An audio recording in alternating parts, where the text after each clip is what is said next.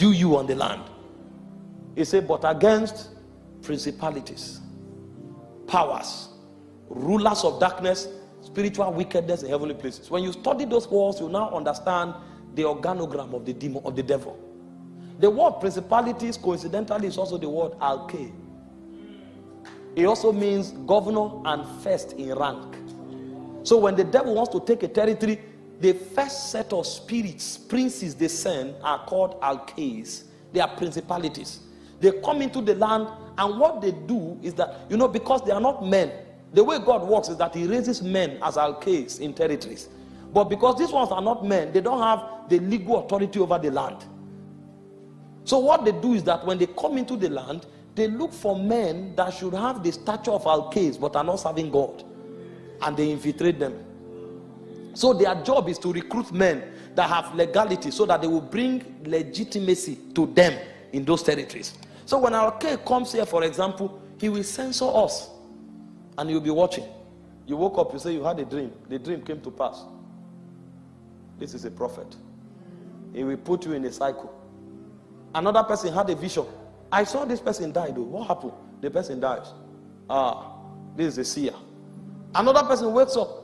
I'm seeing this person prosper. I don't know why it looks as if prosperity come. He will now gather all of them together. When he gathers them together, the recruitment project is to create something that will change their soul structure.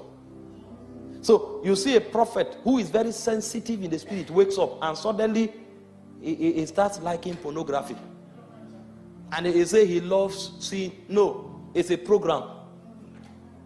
A principality is about to recruit you. And in our own case now, it's perversion. A man who is supposed to be a prophet wakes up and says, I'm feeling like a woman. And then he says, it's my right. It's how I feel. He doesn't have wisdom. It's a fallen person. In the spirit realm, he's dwarfed. So the principality is dwarfed him. But they need his throne in order to bring legislation over the land. And the moment he does that perversion, his soul is seared forever. And so when they recruit such people, what they use them to do is that they convert them to become messengers. So they are the ones who transmit the agenda of those spirits. But you see, the spirit will not take the risk of just recruiting because they can change their mind. So when a principality finishes, a power comes. The word power, coincidentally again, is the word exousia. To show you that what is happening in light is also happening in darkness. When the power comes, what the power does is that thing you are beginning to do, he will put a code there and it will become an addiction. So you started before by, you just love a football team and there's nothing wrong in watching football. On Saturday you stroll, you watch your match and come back. But after 6 months, any Saturday you don't watch football, it's like cocaine.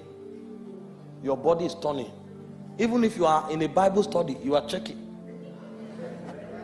No scripture will enter your spirit again. As it's entering here, it's going here. You will now say, is there a toilet here? You go out and your toilet becomes stadium. Because a power has come. It has become an addiction.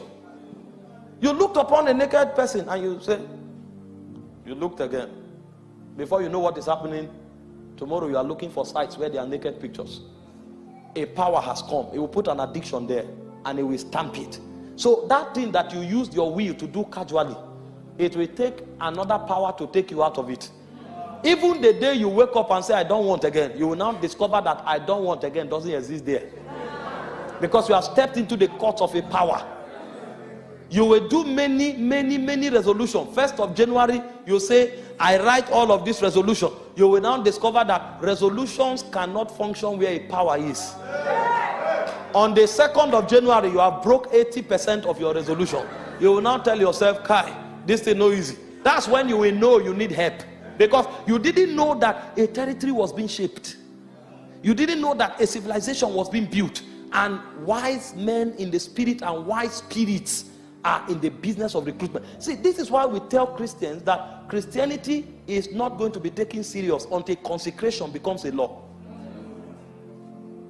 It's only among Christians that you find a Christian who is secular. The people that work for the devil, you will never find a worldly one. There's no worldly witch. You only have worldly pastors and worldly prophet. How many witch have you seen who is into fashion?